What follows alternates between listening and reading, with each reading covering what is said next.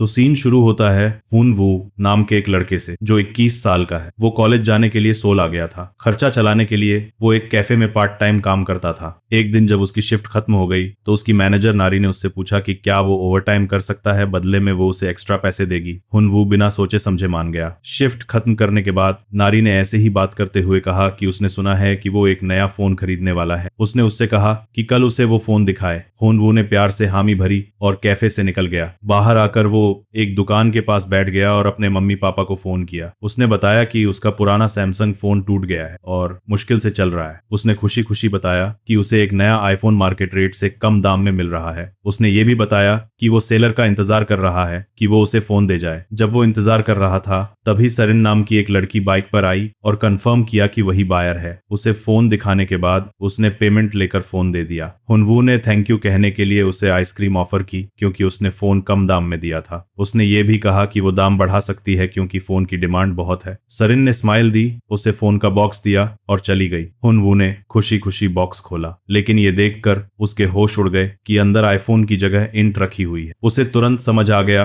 कि सरिन ने phone pack करते वक्त उसे धोखा दिया है। वो निराश हो गया और अपने आप को कोसने लगा कि वो कैसे बेवकूफ बन गया। अगले दिन ऑफिस में नारी ने उससे उस घटना के बारे में पूछा। हुनवू ने बताया कि उसके साथ कैसे धोखा हुआ और सरिन कैसी दिखती थी। नारी ने उसे छेड़ा और पूछा कि क्या वो लड़की उससे ज्यादा सुंदर थी। हुनवू ने शर्माते हुए कहा कि हाँ, वो थोड़ी ज्यादा सुंदर थी। शिफ्ट खत्म होने के बाद नारी ने उससे कहा कि वो घर जाते वक्त एक पार्सल उस एड्रेस पर दे जाए। उधर सरिन अपने फ्लैट पर आराम से बैठी हुई थी और सोच रही थी कि उसने कितनी आसानी से हुनवू को बेवकूफ बना दिया। जब हुनवू उस एड्रेस पर पहुंचा और डोरबेल बजाई तो सरिन को देखकर वो हैरान रह गया। उसने उससे पैसे वापस मांगे। सरिन ने उसे पहचानने से इनकार कर दिया और दरवाजा बंद करने की कोशिश की। हुनवू ने अपना पैर दरवाजे में अड्डा दिया और उसका हाथ पकड़कर उसे पुलिस में ले जाने की धमकी दी। सरिन डरी नहीं और आराम से बोली कि वो धीरे बोले, नहीं तो पड़ोसी आ जाएंगे। तभी दरवाजे पर जोर से आवाज आई और एक औरत चिल्ला रही थी कि सरिन उसका किराया दे।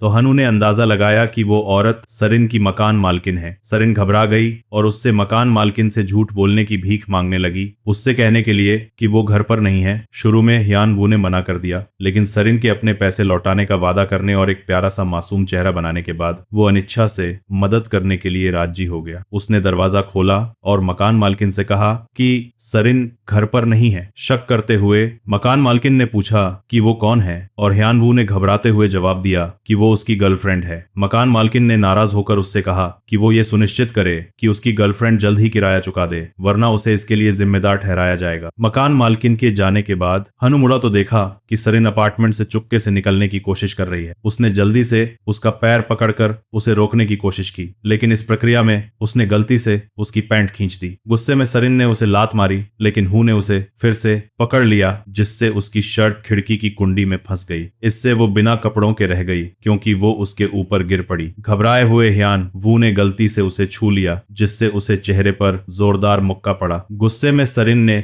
उसके कपड़ों पर गंदगी लगा दी और उससे कहा कि उसे उसके कपड़े पहनने होंगे जब तक कि उसके कपड़े सूख न जाएं। वो उस पर हंसी और उसे इस बात के लिए चिढ़ाया कि उसे कैसा लगा होगा जब उसने उसे छुआ था। गर्व से उसने दावा किया कि उसका फिगर सबसे अच्छा है, लेकिन हुन वू ने बेबाकी से जवाब दिया कि ये सिर्फ औसत दर्जे का है। उसके कपड़े सूखने के बाद सरिन ने उसे अपना फोन नंबर दिया और जल्द ही उसके पैसे लौटाने का वादा किया। जाने से पहले उसने ताना मारते हुए सुझाव दिया कि उसे अपना फोन अपग्रेड करना चाहिए। यानवू ने जवाब दिया कि वो पहले से ही ऐसा करने की योजना बना रहा था, लेकिन इससे कोई मदद नहीं मिली कि उसके साथ उस रात धोखा हुआ था। यानवू ने सोन के साथ एक गेम खेलने का सपना देखा। वो उसके बारे में सोचना बंद नहीं कर सका, हालांकि वो समझ नहीं पा रहा था कि क्यों। जब वो उठा तो उसने बगल के कमरे से अजीब आवाजें सुनी। नाराज होकर उसने खुद से कहा कि उसके पड़ोसी हमेशा शोर करते रहते हैं। उसने मान लिया कि वो एक विवाहित जोड़ा है और आवाजों को एक सामान्य घटना मानकर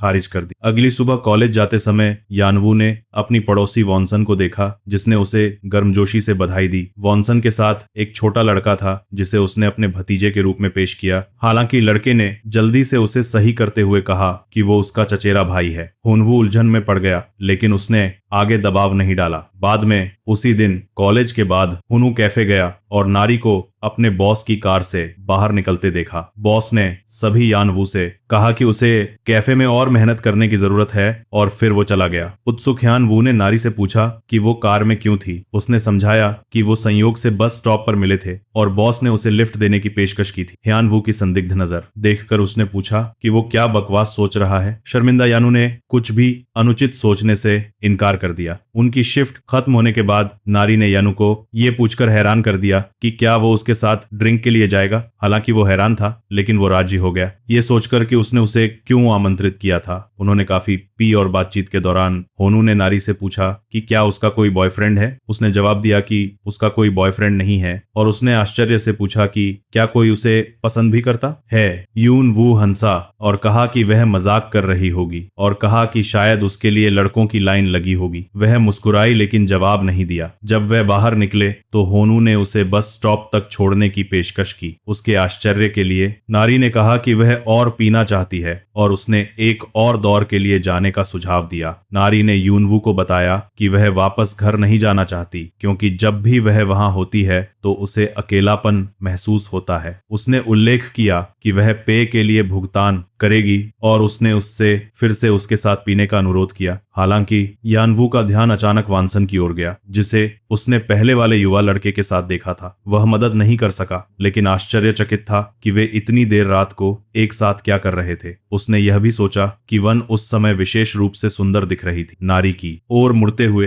हुनवू ने उसे बताया कि वह उस शाम उसके साथ नहीं पी सकता। उसने उसे सुरक्षित रूप से घर लौटने और उसके पहुंचने के बाद उसे कॉल करने के लिए कहा। नारी नाराज थी और उसके साथ पीने से इनकार करने पर उस पर चिल्ला रही थी। नारी के साथ रास्ते अलग करने के बाद हुनू ने जिज्ञासावश जुआन और युवा लड़के का पीछा करने का फैसला किया। उसने चुपचाप उनका पीछा किया और अंततः खुद को एक ऐसी स्थिति में पाया जहां उसने उन दोनों को अप्रत्याशित रूप से कुछ करते हुए देखा। यूनवू चौंक गया जब उसे एहसास हुआ कि वानसन, जिसके बारे में उसने सोचा था कि वह एक दयालु और सम्मानित विवाहित महिला है, का किसी अन्य व्यक्ति के साथ संबंध था। उसे याद आया कि वानसन हमेशा उसके प्रति कितना उदार रहा है, अक्सर उसे खुलकर खाना देता है। इस रहस्योद्घाटन ने उसकी छवि को चकनाचूर कर दिया। तभी सारोन उसके पीछे दिखाई दी, जिससे वह चौंक गया। हुनू उसकी अचानक उपस्थिति से चौंक गया, जिससे अनजाने में इतनी तेज आवाज हुई कि वानसन और युवा व्यक्ति को सतर्क कर दिया गया। गड़बड़ी को देखते हुए वन और आदमी जल्दी से दृश्य से चले गए। सारोन ने मनोरंजन करते हुए यानू से पूछा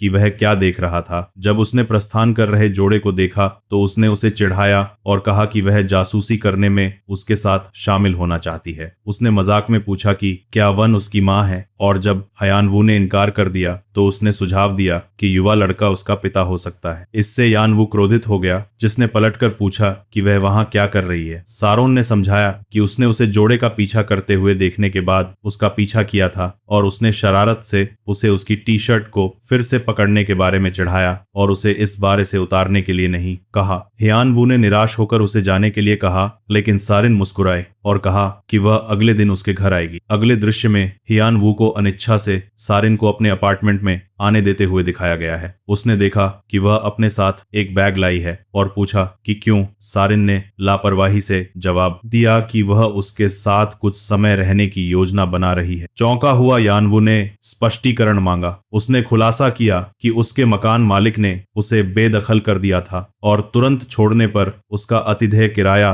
रद्द करने के लिए सहमत हो गया था, कहीं और जाने के लिए नहीं होने के कारण सिरोन ने अस्थायी रूप से हियान-वू के साथ रहने का फैसला किया। उसने आगे कहा कि उसके पास निर्भर रहने के लिए कोई माता पिता या रिश्तेदार नहीं है, क्योंकि वह एक अनाथ है। उसके लिए दया महसूस करते हुए यानू अनिच्छा से सहमत हो गया, लेकिन केवल तभी जब उसने उसे धोखा देने के बाद पैसे वापस करने का वादा किया। सारिन ने उसे आश्वासन दिया कि वह केवल कुछ दिनों के लिए रहेगी और उसकी आपत्तियों के बावजूद यानवू खुद को उसे ठुकराने के लिए नहीं ला सका। अगली सुबह यानवू की नींद खुली तो उसने पाया कि सारिन अभी भी सो रही है। उसकी टी शर्ट ऊपर लुढ़क गई थी, जिससे उसकी तुलना में अधिक पता चल रहा था। वह मदद नहीं कर सका, लेकिन उसकी सुंदरता की प्रशंसा कर सका और एक पल के लिए उसका हाथ उसे छूने के लिए आगे बढ़ा। तभी जैसे ही वह जागने वाला था, सारिन हिल गई और जाग गई। शर्मिंदा हियान वो जल्दी से उठ गया और बड़बड़ाया कि उसे काम पर जाना है। सारिन ने देखा देखा कि उसकी नजर कहाँ टिकी हुई है और उसने चुपके से खुशी महसूस की, खुद से मुस्कुराते हुए। जब हुनवू कैफे पहुंचा तो उसे एहसास हुआ कि वह यूएस सामान्य से पहले आ गया था। जगह खाली थी सिवाय नारी के, जो कैफे के मालिक के साथ एक निजी कमरे से निकली थी। इस स्थल ने उसे पूरे दिन परेशान किया। वह यह सोचना बंद नहीं कर सका कि क्या नारी और मालिक के बीच किसी प्रकार का अनुचित संबंध था। अपनी शिफ्ट के अंत में नारी उसके पास आई और उसके उदास मूड को देखा। उसने सुझाव दिया कि वे उसे खुश करने के लिए एक कराओके बार जाएं। पहले हिचकिचाते हुए हुनू अंततः सहमत हो गया। कराओके में दोनों ने एक साथ गाया और हंसे। उनका तनाव पिघल गया। जब वे गा रहे थे, हुनू को सैरोन का एक टेक्स्ट संदेश मिला जिसमें कहा गया था कि अगर वह उस रात घर नहीं आ रहा है तो वह उसके बिस्तर का इस्तेमाल करेगी। हुनू ने संदेश देखा लेकिन जवाब नहीं दिया। जैसे जैसे शाम बढ़ती गई, नारी उसके करीब झुक गई और इससे पहले कि उसे पता चलता उन्होंने चुंबन शुरू कर दिया। उनके बीच चीजें जल्दी से बढ़ गईं, लेकिन जैसे ही वे चीजों को आगे बढ़ाने वाले थे, कराओके स्टाफ ने बाधित कर दिया और घोषणा की कि उनका समय समाप्त हो गया है। निराश लेकिन चंचल नारी ने सुझाव दिया कि क्या वे यान वू के घर वापस जाएं, जिससे वह चौंक गया। इस बीच ऊब चुकी और अकेली सारिन ने बाहर निकलने का फैसला किया। वह गलियों में घूमती रही और अप्रत्याशित रूप से वॉनसन से मिली, उसे पहचानते हुए। वॉनसन ने सोचा कि सारिन ह्यून वू की गर्लफ्रेंड है और इस बारे में कैजुअली बात। सारिन ने भी तुरंत नाटक किया और कहा कि वो उसकी गर्लफ्रेंड है। हालांकि उसने वॉनसन को उसी रात पहचान लिया जब वो यान वू के साथ उसे फॉलो कर रही थी। वॉनसन घर लौटकर परेशान हो गई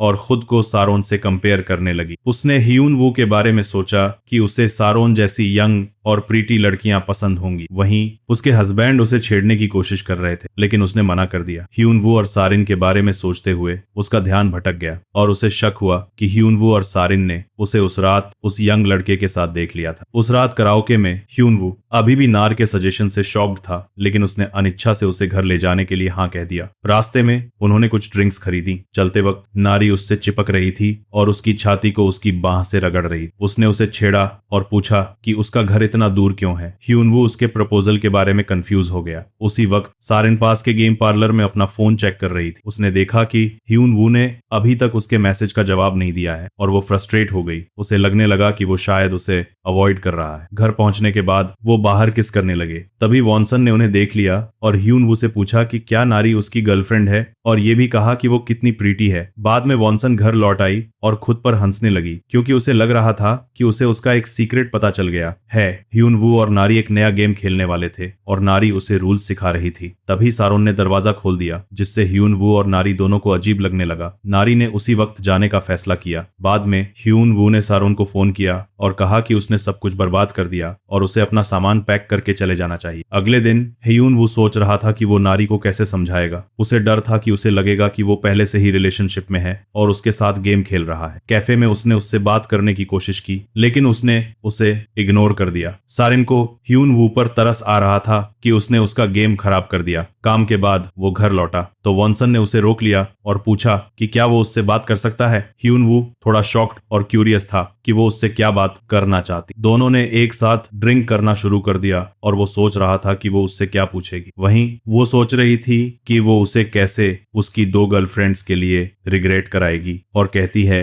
कि सभी आदमी एक जैसे होते हैं। वो उसकी गर्लफ्रेंड के बारे में बात करती है, लेकिन वो बताता है कि उसने जिसे देखा वो उसकी गर्लफ्रेंड नहीं बल्कि उसकी मैनेजर है। वो आगे कहता है कि चीजें थोड़ी आउट ऑफ कंट्रोल हो गईं और जब वो आगे बताने की कोशिश करता है तो वो उसे बीच में ही रोक देती है और कहती है कि उसे यंग लोगों के रिलेशनशिप में कोई इंटरेस्ट नहीं है। वो खूब ड्रिंक करती रहती है और जब वो उसे टोकता है तो वो गुस्सा हो जाती है और पूछती है कि क्या उसे लगता है कि वो ड्रिंक नहीं संभाल सकती। फिर वो उसे आंटी न कहने के लिए कहती है बल्कि नूना कहने के लिए कहती है और पूछती है कि क्या वो उसे बूढ़ी समझता है। वो तुरंत मना कर देता है और कहता है कि वो बहुत ब्यूटीफुल, प्रीटी और यंग है। तभी वो उससे पूछती है कि क्या उसने उसे उस दिन देखा था और जब वो कंफर्म करता है तो वो मानती है कि वो अपने हस्बैंड से खुश नहीं है। वो बताती है कि उसे लगता है कि उसके पास किसी और आदमी के साथ अफेयर करने के अलावा कोई चारा नहीं है। वो आगे कहता है कि उसे कोई प्रॉब्लम नहीं है, लेकिन लड़का ठीक नहीं है और वो उसके साथ प्रॉब्लम में आ सकती है। है। उसके बाद वो बहाना बनाता है और वॉशरूम चला जाता है, जहां वो आगे क्या करना है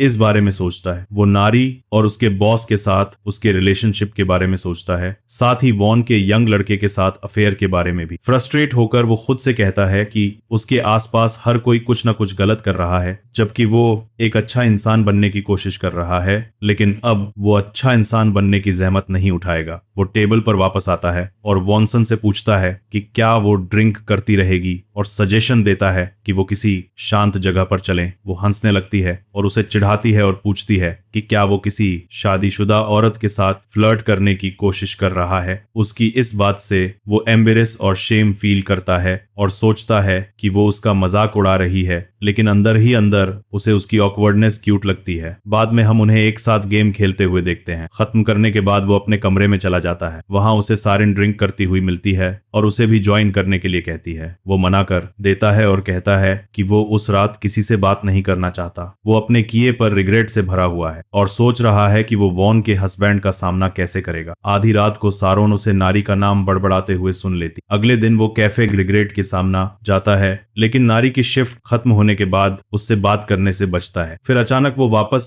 वॉनसन के पास भाग जाता है, ये सोचकर कि वो बस एक जवान लड़का है जिसके अंदर जवानी का जोश है और उसे अपनी इच्छाओं को पूरा करना चाहिए। कैफे में नारी उसे ड्रिंक के लिए पूछती है, लेकिन वो मना कर देता है और कहता है कि उसके कुछ प्लान है। हनवू के दिन वॉनसन के साथ गेम खेलने में बीतते थे। वो कहता था कि गेम के दौरान वो दोनों जानवर बन जाते थे, लेकिन वो उसे अपने घर नहीं ला सकता था क्योंकि वहां सरिन थी, इसलिए वो हमेशा वॉन के घर जाता था। एक दिन जब हनवू वॉनसन के घर जा रहा था तो वॉनसन का एक यंग बॉयफ्रेंड उसे मिल गया। उस लड़के ने हनवू पर इल्जाम लगाया कि वॉनसन अब उससे बात नहीं कर रही है, ये सब उसकी वजह से है। गुस्से में आकर उस लड़के ने हनवू को मार दिया। उसी वक्त वॉनसन ने दरवाजा खोला और उन्हें लड़ते हुए देखा। लड़के ने वॉनसन पर गुस्सा निकाला और कहा कि उसने उसे इस्तेमाल किया और अब पुराने खिलौने की तरह फेंक दिया। उसने चिल्लाकर कहा कि वो ऐसा नहीं होने देगा और उसे परेशान करने लगा। वॉनसन उससे दूर रहने की गुहार लगाती रही, लेकिन लड़के ने नहीं सुना। हनवू गुस्से में उस लड़के को बचाने के लिए मारता है। लड़का पलटवार करते हुए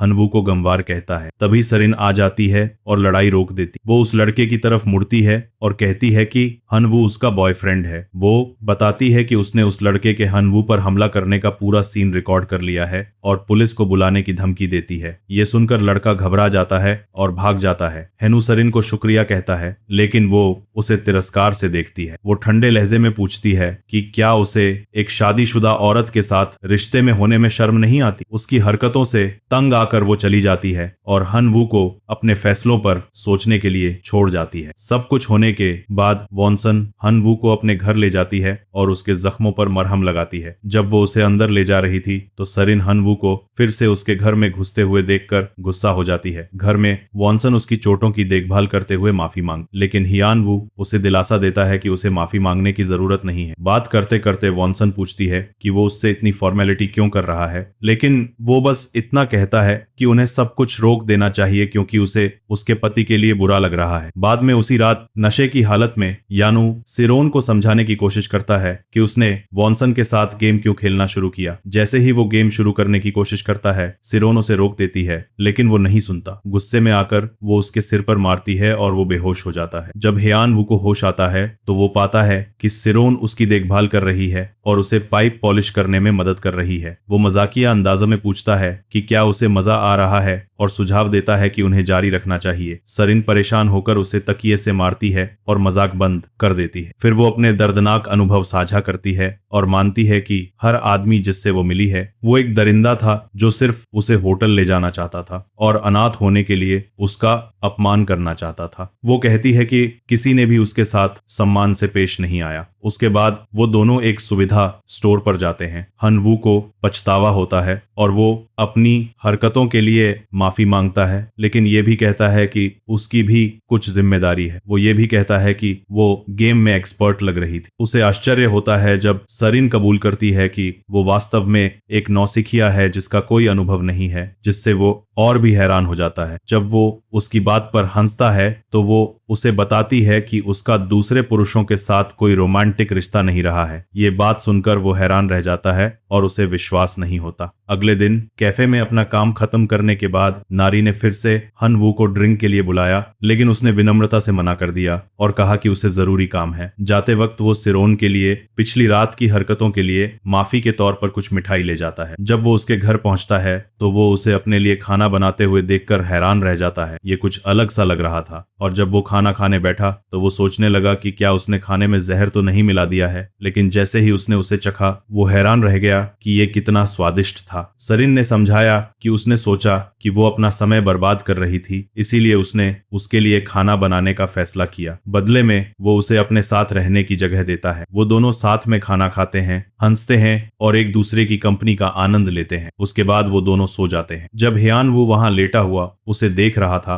तो उसने अपनी पहली डेट से लेकर अब तक की हर बात पर विचार किया। वो सोच रहा था कि क्या उसे भी उससे प्यार हो गया है। वो उसे बिस्तर देता है और कहता है कि शायद उसे फर्श पर सोने से तबीयत खराब हो जाए। सरिन मना कर देती है, लेकिन हिनू धीरे से उसे उठाता है और उसे बिस्तर पर रख देता है और कहता है कि अगर वो बीमार पड़ गई तो उसे फिर से उसके मेडिकल खर्चों का भुगतान करना होगा। जैसे ही वो जाने लगता है वो उसका हाथ पकड़ लेती है और उसे न जाने के लिए कहती है और उसे अपने बगल में सोने के लिए कहती। वो मान जाता है और वो दोनों सो जाते हैं। उनकी दोस्ती गहरी होती जा रही थी और उन्होंने साथ में गेम शुरू किया। हालांकि एक नौसिखिया होने के नाते सरिन को गेम में कई मुश्किलों का सामना करना पड़ा। अचानक दरवाजे पर जोर से दस्तक हुई। वानसन थी जो हियान वू से दरवाजा खोलने की मांग कर रही थी। वानसन ने दरवाजे पर दस्तक देते हुए कहा कि उसने उसका पसंदीदा खाना बनाया है और वह उसे उसके साथ बांटना चाहती है। हियान वू कुछ पल के लिए दुविधा में पड़ गया। सोच रहा था कि उसे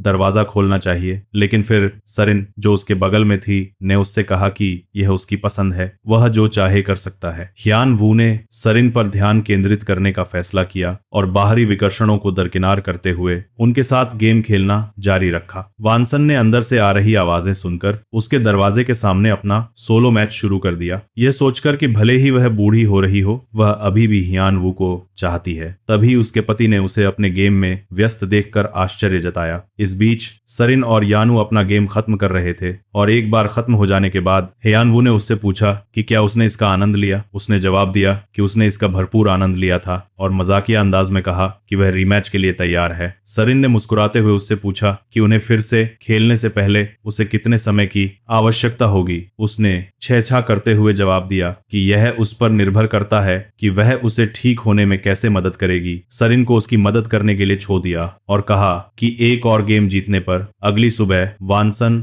और हियान वू दोनों जल्दी कैफे पहुंच गए। शुरू में वहां केवल वे दोनों ही थे क्योंकि नारी कैफे की वर्दी पहन रही थी। हियान वू कमरे में दाखिल हुआ और खुद को उसे घूरने से रोक नहीं सका। उसने उसकी नजरों को नोटिस किया और छह छा करते हुए उससे कहा कि अगर वह उसे घूर रहा है तो वह भी बदले में ऐसा करेगी। स्थिति ने एक अप्रत्याशित मोड़ ले लिया जब उसने गलती से उसे धक्का दे दिया और वह लगभग गिर गई। उसे पकड़ने के प्रयास में यानू भी गिर गया और इस अराजकता के दौरान उन्होंने एक अप्रत्याशित चुंबन साझा की। जैसे ही ग्राहकों के प्रवेश करने की आवाज आई वे जल्दी से खुद को संभाले। स्थिति तब और जटिल हो गई जब वानसन का पति उसके साथ कैफे में आया। उसने तुरंत वानसन और हियान वू दोनों को उनके व्यवहार के लिए डांटा। हालांकि वानसन ने शांत होकर समझाया कि वह अभी भी अपने पति से प्यार करती है और केवल हियान वू के साथ गेम खेल रही थी, उससे प्यार नहीं कर रही थी। उसने उससे यह भी कहा कि वह बूढ़ा हो रहा है और अब उसके साथ नहीं खेल सकता है। यह सुनने के बाद उसके पति नरम पड़ गए। वानसन और हियान वू को अपने चंचल रिश्ते को जारी रखने की अनुमति देने के लिए सहमत हो गए जब तक कि वे कुछ सीमाओं को बनाए रखते हैं। बाद में उस दिन नारी हियान वू को ड्रिंक के लिए एक बार में ले गई जहां उसने उससे कहा कि वह चाहती है कि वह उसके साथ साथ वानसन के साथ भी गेम खेलना जारी रखे। उसी पल सरिन ने उन्हें देखा और समूह में शामिल हो गई। उसने मजाकिया अंदाज में हियान वू को अपना बताया, लेकिन लंबी चर्चा के बाद सरिन ने स्पष्ट कर दिया कि उसे नारी और वानसन से कोई समस्या नहीं है। हियान वू वहां सब कुछ देखकर अभिभूत बैठा था। वह अभी भी उस अजीब मोड़ को संसाधित कर रहा था जो उसकी जिंदगी ने लिया था और महसूस किया कि यह वह चीज थी जिसका उसने हमेशा सपना देखा था। जैसे ही वह विचारों में खो गया, वानसन ने उसे गेम में शामिल होने के लिए बुलाया और चारों ने अपने अगले दौर के लिए एक तारीख और जगह तय की, जिससे हियानवू यह सोचकर रह गया कि यह सब कैसे हो गया। उम्मीद है आपको वीडियो पसंद आया होगा। अगर आपको पसंद आया तो लाइक और सब्सक्राइब करना ना भूलें।